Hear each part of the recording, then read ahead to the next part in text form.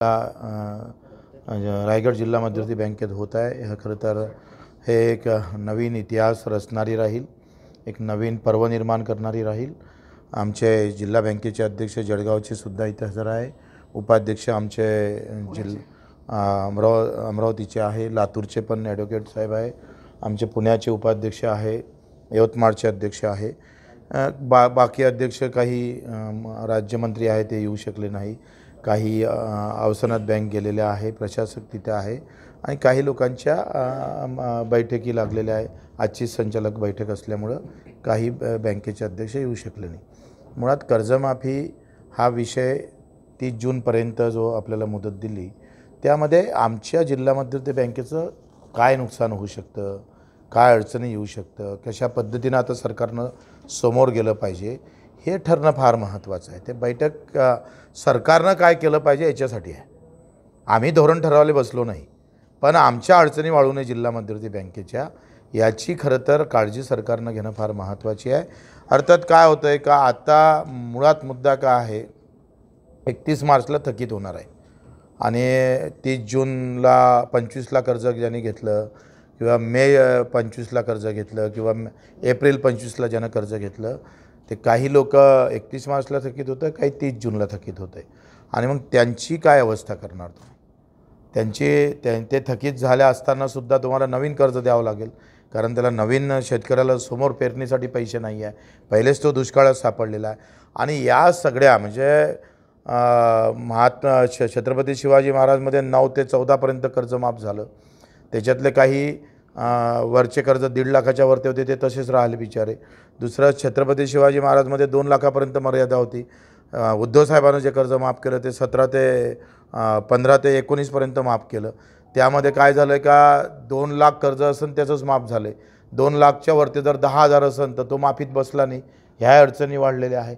ह्या सगळ्या गोष्टीवर चर्चा, येणारी कर्जमाफी ही अधिक शेतकऱ्यापर्यंत कशी जाईल, त्याच्यात मध्यवर्ती बँकेच्या अडचणी वाढल्या नाही पाहिजे। याच्यासाठी सरकारला आम्ही एक प्रस्ताव देणार आहोत का तुम्ही जे काही कर्जमाफी करणार आहे, जे काही धोरण स्वीकारणार आहे, त्याला एकतर जुन्या थकीत कर्जदारांना तुम्ही मुदतवाढ दिली पाहिजे, मुदतवाढ देऊन नवीन कर्ज देण्याचं धोरण आखलं पाहिजे।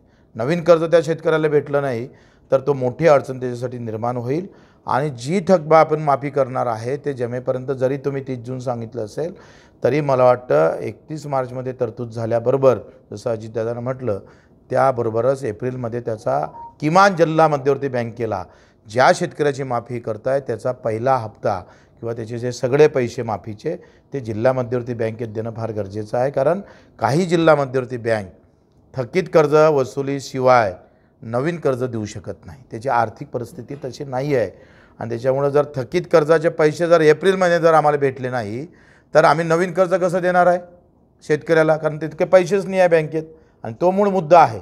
त्या मुद्द्यासाठीच आम्ही सरकारकडे जाणार आहोत का आपण किमान जिल्हा मध्यवर्ती बँकेच्या बाबतीत एक वेगळ्या प्रकारचा धोरण घेणं गरजेचं आहे आणि एप्रिलच्या पहिल्या हप्त्यात तुम्ही सगळे पैसे जे ज्या शेतकऱ्यांची आपण कर्जमाफी करू त्या सगळ्यांचे पैसे तुम्ही आम्हाला जिल्हा मध्यवर्ती बँकेत देणं गरजेचं आहे।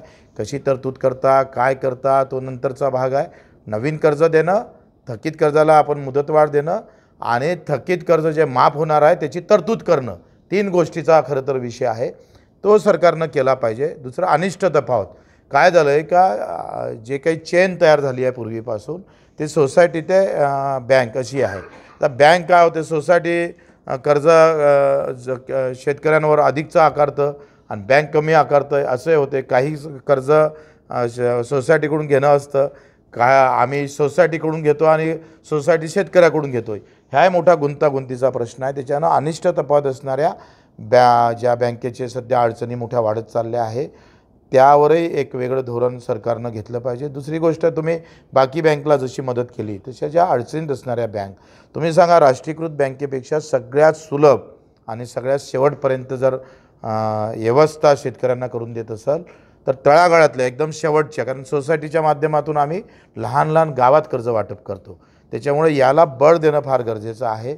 2 टप्प्यामध्ये आता ह्या मीटिंगची सुरुवात होईल। पहिला ट्रॅक काय आहे तर ह्या कर्जमाफीबाबत सुटसुटीत आणि चांगलं धोरण व्हावं, बँक अडचणीत येणार नाही याचा विचार व्हावा आणि तिसरं असं दुसरं असं का दुसरा जो ट्रॅक आम्ही सुरू करतो आहे, आम्ही आता बोललो आहे का आमच्या सर्व बँकेचे संचालक आहे त्याची वर्षातून एक आमसभा झाली पाहिजे. त्या आमसभेतून जिल्हा मध्यवर्ती बँक सक्षम कशा होईल, त्या कोणत्याही पार्टीच्या असो, त्या सत्तेचा आणि राजकारणाचा आणि त्या बँकेचा कुठेही अडचणी येऊ नये याचाही विचार व्हावा. आणि इतर राष्ट्रीयकृत बँकेला ज्या पद्धतीनं मोठ्या मोठ्या कर्जाच्या माध्यमातून राईट ऑफ केलं जातं किंवा मोठे कर्ज माफ करून ते काही दिलासा देण्याचं काम करतं, NPAमधून काढण्याचा विषय होतं, बऱ्याच चांगल्या स्कीम चांगल्या ठेवी त्यांच्याकडे सरकारच्या असतं, त्या बँकेला जिल्हा मध्यवर्तीला का देता येत नाही, या सगळ्या गोष्टीवर हा दुसऱ्या ट्रॅकवर आपण काम करू. आता त्याची सुरुवात झालेली आहे आणि मला वाटतं निश्चितच जिल्हा मध्यवर्ती बँकेसाठी हे कुठल्या पार्टीच्या सत्तेच्या विरोधातले विषय नाही. जिल्हा मध्यवर्तीच्या बँकेचा अध्यक्ष म्हणून आम्ही इथं बसलेलो आहोत. आता मी आंदोलक म्हणून नाही आहे. आमच्या जिल्हा मध्यवर्ती बँकेत अडचणी येऊ नये याचा विचार करणं फार गरजेचं आहे. आंदोलक म्हणून आमच्या भूमिका कायम राहील. आम्ही तेव्हाही सांगतोय, आताही सांगतोय, हा सगळ्याचा विषय जरी नसला तर 30 जून सरकारची राहील, 1 जुलै आमची राहील. ते माफ करण्याच्या त्या ज्याबाबत आमच्या भूमिका आहे त्या आमच्या तशा राहणारच आहे. पण जिल्हा मध्यवर्ती बँके म्हणून ज्या अडचणी मला दिसतंय, आम्हाला दिसतं सगळ्यांना, त्या येऊ नये त्याच्यासाठी ही बैठक आहे. बच्चूभाऊ, सरकारकडे पैसे आहेत का? म्हणजे तुम्हाला आता भरोसा आहे की गव्हर्नमेंट कर्जमाफी देणार आहे? बरोबर आहे. सरकारकडे मुळात पैसा आहे का? कसं आहे, तुम्ही तुमच्या इथं जर लग्न असलं तर पहिल्या पंक्तीत कोण बसावं हे तुम्ही ठरवता बऱ्यापैकी. म्हणून सरकारनं आता पहिल्या पंक्तीत कमी पैशात कोणाला पहिले बसवलं पाहिजे ते ठरवलं पाहिजे ना. त्याची पहिली पसंती शेतकऱ्यालाच असली पाहिजे आणि मग तेवढे पैसे आहे त्याच्यानं विषय नाही. तो पसंतीक्रम सरकारचा आहे.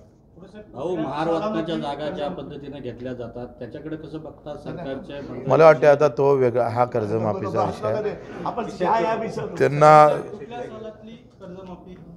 नाही. लक्षात घ्या का हे जी तारीख समोरची दिली ना याच्यात सरकार फसलं आहे. लक्षात घ्या, त्यांनी आज माफी केली असती तर 15,000 कोटीची करावं लागली असती आणि आता त्यांनी 30 जूनपर्यंत म्हटल्यानंतर या वर्षीचा थकीतदार जो आहे तो त्याच्यात येणार आहे. आणि सगळ्यात अडचणीतला शेतकरी कोणत्या वर्षातला आहे, तो या वर्षातला आहे. त्याच्यानं ती नॅचरल आहे. म्हणजे ते या वर्षाला टाळून सरकार कर्जमाफी करू शकत नाही. ही तर त्यांना म्हणजे तो तर नॅचरल त्यांना ते करावं लागेल सगळं. आगामी निवडणुकांमध्ये प्रहार जनशक्ती पक्षाची नेमकी भूमिका काय असणार आहे? महाविकास आघाडीमध्ये असणार की महायुतीमध्ये, काय निर्णय झालेला आहे? आम्ही लोकांसोबत असणार आहे. त्याच्यानं त्या त्या लेवलवर त्या त्या कार्यकर्त्यांना कुठं युती करायची, काय करायची तो त्याचा प्रश्न आहे. ह्या निवडणुका फार लहान आहे, छोट्या निवडणुका आहे. त्याच्यामुळं राज्य लेवलवर आपण निर्णय घेणं काही फार उचित नाही आहे. आणि आम्ही आंदोलनातच असल्यामुळं आता आमची तयारीच झाली नाही. मुळात सगळा कार्यकर्ता आंदोलनात होता 8-9 महिन्यापासून. त्यांना निवडणुकीची तयारी सोडून तो आंदोलनाची तयारी करत होता. त्याच्यात निश्चितच बऱ्याच कार्यकर्त्याची तयारी झाली नाही. जिथं तयारी झाली आहे तिथं लढू. रायगड जिल्ह्यात काय निवडणुका लढवण्याचं? लढू ना, न लढवायला काय झालं. उलट रायगडात लढणं अधिक चांगलं आहे. कारण छत्रपतींच्या भूमीत राजधानीमध्ये आम्ही पाऊल टाकणं म्हणजे त्याचा स्पर्श निश्चितच महाराष्ट्रासाठी चांगला राहील. रायगडमध्ये शेकापसोबत झाला हां, शेतकरी कामगार पक्षाला न झालं आम्हाला काही अडचण नाही आहे ना.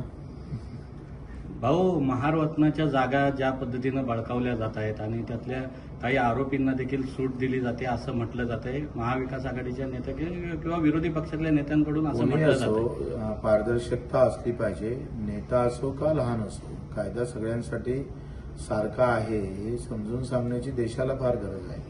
तर सरकारनं तसं वागणं फार गरजेचं आहे. असं जर मोठ्या माणसांना वेगळा न्याय, लहान लोकांना वेगळा न्याय असं जर झालं तर मग नेपाळ व्हायला वेळ लागत नाही. कायदा एकासाठी वेगळा आणि एकासाठी दुसरा असं होतं कामा नये. या प्रकरणात अंजली दमानी असं म्हणतात की अजित पवारांनी राजीनामा द्यावा आणि पार्थ पवारवर गुन्हा दाखल केला पाहिजे. तर त्यांना राजीनामा माझं म्हणतं का ती नैतिकता आहे. माझ्यावर आरोप असेल तर मी ते नैतिकता घेऊन त्यांनी समोर येणं गरजेचं आहे. आणि बरेचदा राजकारणात असं होत आहे, काय हरकत नाही. अजितदादा 1 महिना घेऊन राजीनामा देऊन त्याचा मोकळा होऊन समोर आले, काय हरकत नाही. भाऊ, आधी पक्ष चोरी, मत चोरी, नंतर जमीन चोरी केली जाते आणि नंतर मग मुख्यमंत्री समिती नेमतात आणि मग क्लीन चिट देतात असं उद्धव ठाकरे जे म्हणतायत त्याच्याकडे कसं बघतात? अगदी बरोबर आहे. काही देशामध्ये अशा गोष्टी घडू नये याची काळजी सरकारनं आपला आहे म्हणून तो वेगळेपणा दाखवू नये. मला वाटतं उद्धव साहेबांना जे म्हटलं त्यात काही चुकीचं काही नाही आहे. नमस्कार. ओके. अभिनंदन करतो आणि त्यांना धन्यवाद पण देतो की या पद्धतीची व्यापक मागावून कर्जमाफी झाल्याने दोष दाखवण्यापेक्षा ते दोष होऊ नये म्हणून जी भूमिका आम्ही आज ठराविक चेअरमन जमले असताना केलेली आहे, त्याच्यामध्ये राज्य शासनाला पण त्याच्यामध्ये पूरक असं धोरण तयार होईल की जेणेकरून टीका होणार आणि लवकर होईल असं मला वाटतं. आणि कर्जमाफी लवकरात लवकर ती शेतकऱ्यांपर्यंत पोहोचेल याच्या पक्षाची चर्चा झालेली आहे. भाई, सरकारकडनं कर्जमाफीची घोषणा होते मात्र त्याची अंमलबजावणी होत नाही. आपण एका बँकेचे चेअरमॅन आहात, शेतकरी वारंवार बँकेकडे येतात, याकडे आपण कसं पाहताय? असं नाही आहे, कर्जमाफी झालेली आहे की कर्जमाफी झाली नाही, पण कर्जमाफीनंतर जे अपुरेपणा राहतो त्याच्यामध्ये वेगवेगळ्या गोष्टी गैर होतात, त्याच्यासाठी ही बैठक आहे. कर्जमाफी झाली नाही, कर्जमाफी प्रत्येक वेळा झाली, पोचली. अर्थमंत्री मधु दंडवती असताना त्यांनी सरसकट सगळी कर्जमाफी करून टाकली होती, पण त्यामुळे दोष अपुरे राहिले. आम्हाला पण अनुभव नव्हता, जे सहकार चळवळीत काम करत होते त्यावेळेस अनुभव नव्हता. आता आपण बोललेलो आहोत आणि आज चर्चा ही झाली, 2 तास चर्चा आम्ही या ठिकाणी केलेली आहे. मला वाटतं पुढल्या आठवड्यात जी बैठक पुण्याला होईल, पुणा मध्यवर्ती बँकेमध्ये, त्याच्यामध्ये एक धोरण ठरेल आणि थोडे व्यापक आहे. काही बँकांचे MD हे बरेच अनुभवी आहेत, अभ्यासू आहेत, त्यांना हे एकत्र करून हे धोरण ठरवलं जाईल. आणि मला वाटतं अजितदादांनी एकदा शब्द दिलेला आहे की कोणत्याही परिस्थितीत 30 तारखेला होईल, पण विधिमंडळामध्ये आम्ही दोघांनी काम केलेलं आहे, आम्हाला अनुभव असा अनुभव विधिमंडळातल्या कामकाजाचा आहे, त्याच्यामध्ये तरतूद करावी लागते. ती तरतूद या बजेटला ते करतील आणि त्याच्यानंतर होईल असं मला वाटतं. आणि दादांनी एकदा शब्द दिला की ते माघार घेणार नाही आणि त्यांच्याकडनं करून घ्यायची जबाबदारी आमची राहील. सर्व निवडणुका झाल्यानंतरची ही तारीख आहे, त्याच्यामध्ये काही षडयंत्र असू शकतं की नेहमीप्रमाणे फसवणूक असू शकते? नाही, तीच मागणी अजित नवले आणि बच्चूभाईंनी केलेली आहे. ही कुठे का दिली तर एक आत्ता तुम्ही कर्जमाफी ताबडतोब दिली तर चालू कर्जमाफी त्याला मिळणार नाही आहे. फक्त हे ओपन मी बोलणं, बच्चूभाईने बोलू नये, मी बोलतो. कारण का हे यांनी जी केलेली आहे मागणी, मला पण वाटलं होतं तुम्ही म्हणता त्याप्रमाणे व्यक्तिगत हे का केलेलं आहे, पण मला कॉम्रेड अजित नवलेंनी तेव्हा सांगितलं भाई हे केलं नाही तर प्रॉब्लेम येईल आणि आपल्याला कोणालाच मिळणार नाही आणि 95% लोक त्याच्यापासून वंचित राहतील. आणि म्हणून जे धोरण ठरलेलं आहे त्या धोरणाची अंमलबजावणी, त्याच्यामध्ये कोणीच, सगळे मध्यवर्ती बँकेचे चेअरमन हे सगळे शेतकऱ्यांचीच मुलं आहेत, त्याच्यामुळे त्यांना कोणाला विरोध करायचा काय प्रश्न येणार नाही. पण भाई, आता तुम्ही कर्जमाफीचे बरेचसे अनुभव आहेत, जिल्हा बँकांना यातून काय नेमका त्रास होत असतो? नाही, वसुली होत नाही. इथे आकडेवारी आहे, 5 कोटी 19 कोटी हे 488. माझी सगळ्यात कमी कर्जमाफी घेणारी रायगड जिल्हा मध्यवर्ती महाराष्ट्रात आहे, कारण आमची 100% वसुली होत होती. आता त्याच्यामध्ये हा प्रॉब्लेम झाला म्हणून हा प्रॉब्लेम आहे.